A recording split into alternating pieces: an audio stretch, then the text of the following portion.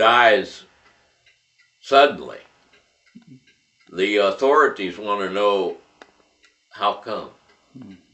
So they had an autopsy, and we had to meet with the head of the, I think the health department, and of course they were checking to see if we beat her to death, with a blunt instrument or something. But nothing happened. I mean, it was natural, but still in all, they checked it out, which I was glad they did. But anyway, then that was a real traumatic thing in our life. Because we only had one daughter. We tried many times after that, couldn't make it. She had a lot of miscarriages, but we never did have a hit. And that was one of the dark spots in our life. Completely ruined my wife. She was never the same after that. It was a unfortunate thing that nobody could foresee and they couldn't take care of. So it was one of those things that was really a bad experience as far as I was concerned. It was bad on me and it was worse on my wife. So. About how long did it actually press on you heavily? For how long? 10 years, 20 years? Oh, it was a long time. For me, it was more like 5 or 10 years. My wife about 40. Wow. I mean, the rest of her life, actually. She couldn't overcome that. Couldn't overcome it. Mentally, she couldn't get around it. So it was something that just couldn't make it. Just couldn't do it. As far as I don't know. We tried everything, so nothing happened. I mean, nothing made it better. Did that incident ever give you anything positive? Huh? Did that incident give you anything positive? No. Kick you? Kind of inspire you? Me personally, it pushed you into carpentry. Pushed me into what? Woodworking. Oh yeah, I did a lot of work. Because of that. Yeah, because of that. That's why we both did it. Yeah. It was one of those things where we were trying to forget it's part of and not remember and not we were trying so that we didn't want to do any thinking about it. Anything to keep you busy. Right. The woodworking and then the sales. Yeah. All that. You turned into a successful salesman. Yeah, we did pretty good. Yeah, it was very good. She handled certain aspects of it, not handle the other, and we worked very good together. Did you have any apprentice? Did you try to pass along your expertise? Actually, we did. You did? Yeah, to another guy. And so you create another. Yeah. Is he successful? Yeah. Yeah, he was.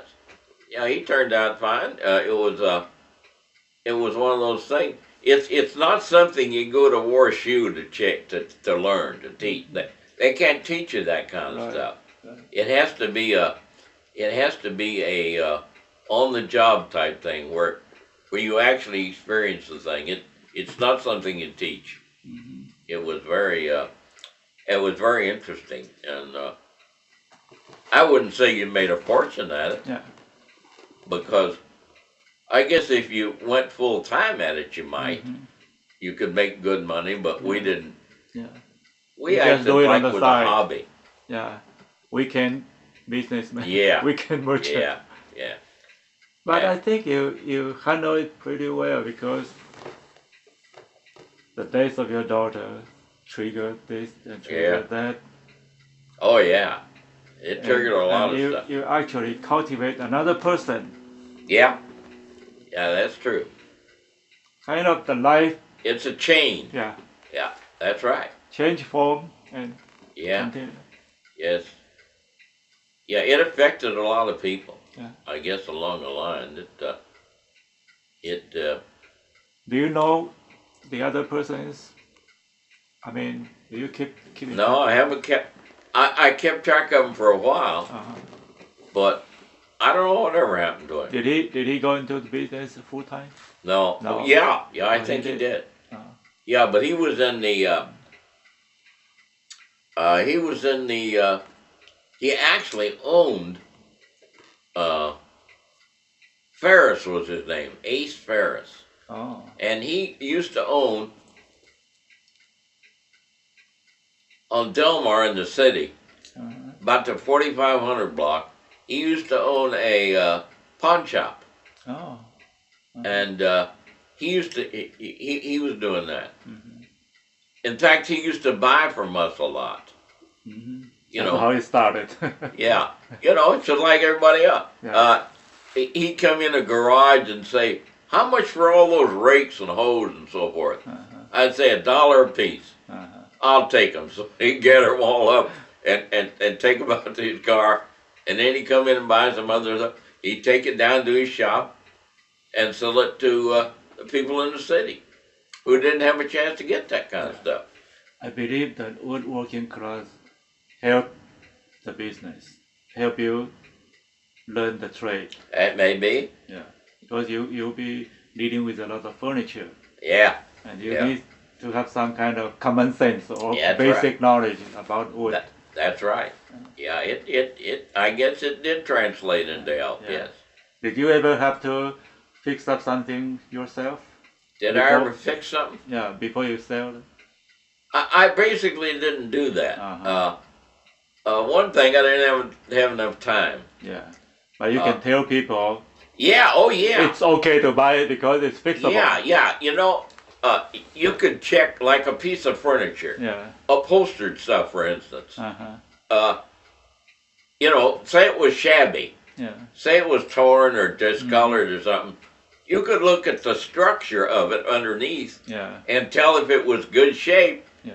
and you could sell it cheap to somebody Uh-huh. so they could upholster it Right. or have it upholstered. Oh Right. yeah. Yeah. And if it had something wrong with the Yeah. piece of case furniture. Uh-huh. Case furniture is like that table.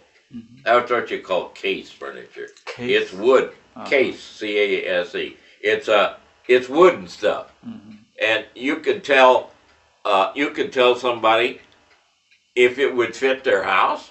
Sometimes, Yeah. you know, I'd measure it for them. Mhm. I'd say, would 30 inches fit in your spot? Mhm. You know, all kinds of stuff. And if the thing happened to need repair or refinish, I could tell them you could refinish. Mhm. Or in the case of this is leather. I'd say, man, you'd have trouble refinishing that. I'll sell it to you cheap. Mhm. So I'd say, how about $5, you know? Uh-huh. And they'd get a bargain and I'd get a sale. And yeah, we did that. And anytime a piece of furniture would come up that had something wrong with it, Mhm. and you know, a lot, you know, in this house and any house you go into, there's going to be something wrong with the furniture. Mhm. I mean, you may have a pristine piece, but you may not either. Mhm. And you may have one pristine piece and about 40 that are in some shape needing some work on it. Maybe not much, but some cases a lot. So we used to go into all that. Oh, we enjoyed that. Yeah. We loved to talk to people and tell them what they could do with it. And my wife was good at decorating. Mhm. So she would tell them what would fit in to their scheme, you know. Yeah. She'd ask them, what kind of scheme do you have? Uh-huh. Early American or French Provincial or eclectic old stuff or whatever it was. And she could pretty well clue them into buying something that they may not have wanted to buy in the first place. But she'd convince them it'd fit into their place. She was very good at that. It's interesting that the tragedy of your daughter actually kick off your other hidden potential. I guess so. Actually, I've never looked at it that way before, but I guess that's true. Yeah. yeah, Yeah, 'cause we didn't do that stuff prior to her death. right. You. I bet you didn't even dream about doing this kind of thing. You No, have such a I didn't. family to enjoy. When I went to school and college, I never even knew there was such a thing as that. Yeah, I didn't know people did that. and you might not even know that you could do a sales. I didn't have the faintest idea. But I got to looking around, and I got to looking at Mr. Sasso, and he could he kind of convinced me Oh, did he that I convince- could do it. Oh, but how did you get him to trust you, to accept you as apprentice? Oh, I bought a few things from him. Oh, Uh, okay. Gave him a check that didn't bounce, Uh-huh. and at some of the sales I was at, you know, even though I wasn't handling the sale, he was handling it. I'd help him sell an item or two, Uh-huh. and you know, you kind of worm your way in. It's not something. It's not something that's advertised. You don't see anybody advertising for somebody can hold an estate sale. So you have to kind of gradually work your way in, and we did that. Did he have other apprentices? Had one, Bert Knockman, Oh. and I don't know whatever happened to him. He kind of fell by the wayside. But we did. We you know, one thing he was checking us out. He was testing us on. Like he'd give us an individual item, some house. You know, sell that. Well, we'd sell it, and of course, he'd be happy. We'd give him the money and take our 10% commission or whatever it was, and so then he'd give us another item. He was testing us, you know. He was saying, "Can we actually do anything?" And finally, he gave us the sale. It's not. It didn't happen overnight. I mean, this took. This was spread out over 8 or 10 months, or maybe longer. It was a gradual thing. It was one of those enjoyable things. So. I guess you only have to handle the pre-sale estimate and on the site selling, and after that, all the leftover you don't have to do it. Oh no, the other guy will do it. No. We did the total sale. You have to clear the. Then what we did, if we had anything left over, and you always had something left over, if it was sellable, I'd call in a few dealers. Had a few dealers from South St. Louis, down on Cherokee Street, and had a guy from West Plains, different places. Either late in the day or early in the next, we'd take them by and say, "How much you give me for all of it?" A fixed price, $100 or whatever it was. And they'd say yes or no or whatever. And if they'd say no, we'd drop the price, and they'd haul it out. It was, oh no, we generally, there were a few cases where we left it and didn't sell it. But if we told them ahead of time, we're going to sell the total thing. If we say we'll handle it all, we did.